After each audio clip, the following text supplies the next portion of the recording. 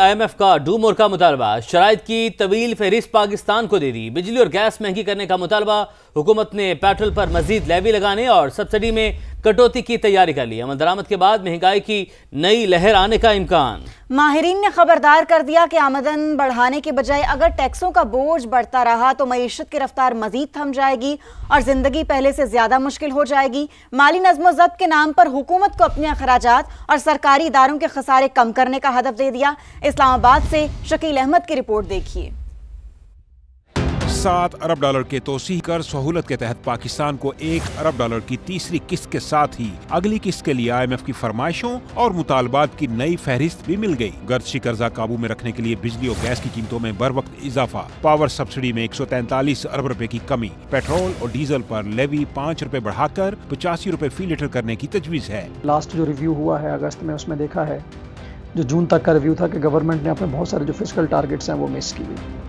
तो उस सूरत में जो IMF का है कि आप इनको जो है वो अपने टारगेट्स को मीट करने के लिए या तो टैक्स बेस को बढ़ाएं, लेकिन चूंकि गवर्नमेंट टैक्स बेस को बढ़ा नहीं पा रही है तो हमें नए टैक्सेस जो है वो लगाना पड़ रहे हैं। इक्तिसादी माहिरीन का कहना है कि आवाम या कारोबारी तबके पर टैक्सों का इजाफी बोझ डालने से मईशत मजीद सुस्त रवि का शिकार होगी। हुकूमत को गैर जरूरी अखराजात पर काबू पाने का मशवरा दे दिया। IMF के कहने पर बार बार हमने बिजली के निर्खों में इजाफा किया, हमने टैक्स रेट्स बढ़ाए, वो चाहे डायरेक्ट टैक्सेस हों, इनडायरेक्ट टैक्सेस हों, मजीद नए टैक्सेस लगाए, लेकिन तब भी खर्च और आमदन का गैप है वो कम नहीं हो सका। उसकी एक बड़ी वजह तो ये है कि जब आप टैक्स बढ़ाएंगे तो आपकी मईशत जो है वो मजीद स्लो होगी, आपकी मईशत का पहिया जो है वो चलना बंद होगा। बाज माहिरीन का कहना है कि IMF का काम सिर्फ मुआशी इस्तेहकाम में मुआवनत है, पायदार तरक्की के लिए बुनियादी इस्लाहात हुकूमत की जिम्मेदारी है। पाकिस्तान एक डेवलपिंग इकोनॉमी है और हमारी ग्रोथ उतनी नहीं है जितनी कि होनी चाहिए थी या पास्ट में कभी हुआ करती थी।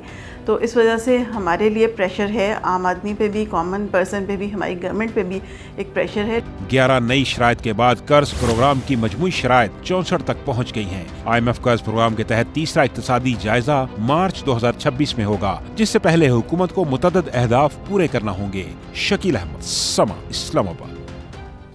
वज़ीर मुमलिकत बराए ख़जाना बिलाल अज़हर कियानी कहते हैं मिनी बजट लाना या हंगामी टैक्स इक़दाम उठाना ज़रूरी नहीं। आलमी रेटिंग एजेंसियों की पाकिस्तानी मईशत के हवाले से रिपोर्ट्स मस्बत हैं। IMF एग्जीक्यूटिव बोर्ड की जानिब से कर्ज की किस्त की मंजूरी पाकिस्तानी मईशत पर एतमाद का इजहार है। पाकिस्तान में औसत महंगाई 24% से कम होकर 5% तक आ गई। समा को खुसूसी इंटरव्यू में तनख्वाहदार तबके के लिए जल्द रिलीफ की नवीद भी सुना दी। IMF की जानिब से 1.2 अरब डॉलर की अगली किस्त की मंजूरी हो चुकी है और हुकूमत पाकिस्तान इसको एक बड़ी कामयाबी करार दे रही है। लेकिन क्या आम आदमी को इसका फ़ायदा होगा? क्या बिजली और गैस की कीमतें मजीद बढ़ने जा रही हैं और क्या पेट्रोलियम लेवी में भी इजाफा होगा? इस पर बात करते हैं। हमारे साथ मौजूद हैं वज़ीर मुमलिकत ख़जाना बिलाल अज़हर कियानी साहब। आम आदमी को रिलीफ कब मिलता नज़र आ रहा है? आपने देखा है कि पिछले साल डेट के अंदर जो हमारे तीनों रेटिंग्स एजेंसीज़ हैं, S&P, मूडीज़, फिच, उन्होंने भी पॉजिटिव रिपोर्ट्स भी दी, अपग्रेड भी की हमारी रेटिंग।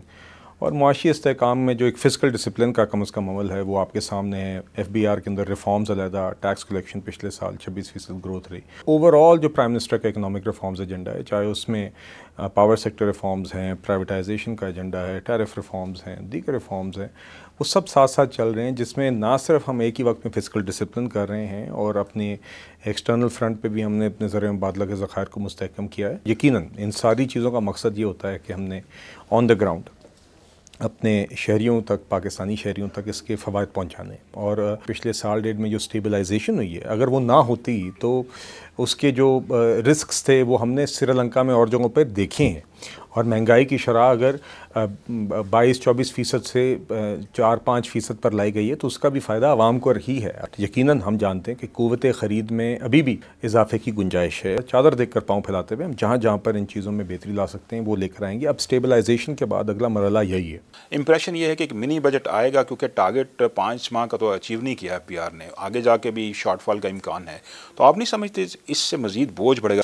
ज़रूरी नहीं होता कि वो कंटिजेंसी मेजर्स किक इन करें, वो प्रोग्राम में ज़रूर मौजूद हैं। मगर आपने देखा पिछले साल भी चीज़ काउंटर बैलेंस की गई थी प्राइमरी बैलेंसेस के अहदाफ पर फोकस रख के, और हमने कोई भी मिनी बजट लाए बगैर या कंटिजेंसीज किक इन किए बगैर पिछले साल भी प्राइमरी बैलेंस का टारगेट पूरा किया था। तो मेरा नहीं ख्याल कि आपने जो बात की है कि जस्ट बिकॉज कहीं अगर टारगेट से शॉर्टफॉल कम हो, और ये मैं ज़रूर कहना चाहूँगा कि FBR के अभी भी पिछले साल की हाई बेस के मुकाबले में टैक्स रेवेन्यू ग्रोथ है। तो आगे हालात को देख के इंशाल्लाह ये सब चीज़ें इकट्ठे मैनेज करेंगे।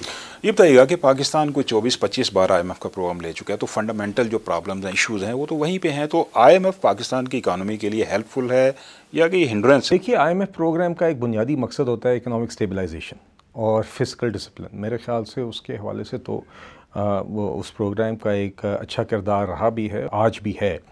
देखिए, उसके आगे जो इकोनॉमिक और सस्टेनेबल इकोनॉमिक ग्रोथ है उसके ऊपर तो हमने जी देखिए ना, हमने ख़ुद भी सॉल्यूशंस पे हमने ख़ुद बतौर एक कौम निकालने हैं, और यही काम अब शहबाज शरीफ साहब कर रहे हैं। प्राइम मिनिस्टर साहब ने प्राइवेट सेक्टर के साथ एक मुशावरती अमल, जिसमें बिलखसूस हमारे जो मेजर एक्सपोर्टर्स हैं उनको मौका दिया कि वो पॉलिसी रिकमेंडेशंस दें। किया जो MEFP में जो रिफॉर्म्स का भी जिक्र है, मेरे नज़दीक वो रिफॉर्म्स वो हैं जो हमें रिगार्डलेस ऑफ IMF प्रोग्राम हमारे मुल्क की ज़रूरत है। IMF के दबाव पर तनख्वाहदार तबके के ऊपर टैक्सेस का बोझ बहुत ज़्यादा है, आम आदमी के ऊपर भी बोझ है, लेकिन जो अशराफिया है इस मुल्क में, माफियाज हैं, उनके ऊपर इतना सख्त हाथ नहीं है। हुकूमत क्या कर रही है FBR के ट्रांसफॉर्मेशन प्लान के तहत, क्या मेजर्स हैं? ये अहम सवाल है, इसमें कोई शक नहीं है कि तनख्वाहदार तबका more than it's fair share देता है। प्राइम मिनिस्टर साहब ने खुद भी ये बात की, और हम चाहते हैं कि आइंदा IMF के साथ कोऑर्डिनेशन में आगे देखेंगे, जहाँ पे गुंजाइश बनी तो उसके अंदर कमी की कोशिश करेंगे। मगर जो बोझ दीगर और सेक्टर्स ने उठाना है, देखिए उस पर हुकूमत बिल्कुल फोकस्ड है इन्फोर्समेंट के थ्रू, खासतौर पे वो सेक्टर्स जो अपना फेयर शेयर नहीं अदा करते रहे। रिसेंटली आपने टोबैको सेक्टर में एक मिसाल देखी है, फिर आपने कस्टम्स में देखा कि वो जो एक कोल्यूजन का एक आंसर होता था, उसको एड्रेस करने के लिए फेसलेस कस्टम्स का काम लाया गया। प्राइम मिनिस्टर साहब विदाउट एक्सेप्शन फोकस्ड हैं इस पर कि बिल्कुल टैक्स नेट की वाइडनिंग और डीपनिंग इंश्योर करना जो लोग अपना फेयर शेयर अदा करें वो ओवरबर्डन भी ना हो, और जो लोग नहीं अदा करें उनको टैक्स नेट में लाया जाए। एक और अहम मामले की बात करें, भारत दुनिया में दहशतगर्दी का सबसे बड़ा प्रमोटर। ऑस्ट्रेलिया में दहशतगर्द हमले के तमाम सबूत सामने आ चुके। वफाकी वज़ीर इत्तलात अता तारड़ की समझ से गुफ्तगू। पाकिस्तान पर इल्जाम तराशी करने पर आलमी मीडिया से माफी का मुतालबा। कहा, बगैर तहकीक और सबूत के पाकिस्तान पर इल्जाम तराशी की गई। भारतीय और इजरायली मीडिया के साथ अल जजीरा के शामिल होने का अफसोस है। देखिए, मैं ये समझता हूँ कि इंडियन मीडिया, इजरायली मीडिया, और मुझे अफसोस है कि अल जजीरा भी उसमें शामिल हो गया। और मैं तो कल कहा है फॉरेन मीडिया को कि इस पे एक अपॉलॉजी आनी चाहिए कि बगैर तहकीक के, बगैर किसी एविडेंस के, बगैर दस्तावेजी सबूत के पाकिस्तान पे इल्जाम धर दिया गया कि वो पाकिस्तानी सिटीजन थे। अब इंडियन पुलिस का बयान आ चुका है, उनका पासपोर्ट इंडियन सामने आ चुका है, तमाम तर सबूत आ चुके हैं। बात सिर्फ इतनी, पाकिस्तान विक्टिम है टेररिज्म का और इंडिया प्रमोटर है। अगर आप हरदीप सिंह नजर का कत्ल देखें कनाडा के अंदर, अमेरिका के अंदर आप उनकी कार्रवाइयां देखें जहां पे सिखों के खिलाफ उन्होंने कार्रवाइयां की, बलोचिस्तान और खैबर पख्तूनख्वा में इंडियन स्पॉन्सर्ड टेररिज्म चलता है। तो देखिए, एक कंट्री जो विक्टिम है उस पर इल्जाम लग रहा है उस मुल्क की तरफ से जो प्रमोटर है टेररिज्म का, इंतहाई अफसोसनाक। तो जो सर सोशल मीडिया पे पाकिस्तान के खिलाफ मुहिम है और जो बिलखसूस यूट्यूबर्स UK में, USA में बैठे हैं, उनके हवाले से क्या बात? देखिए, रेगुलेटरी फ्रेमवर्क्स बन चुके हैं और आप देखेंगे कि इंशाल्लाह ताला इस पे बड़ा मौसर एक्शन होगा और जल्द होगा इंशाल्लाह।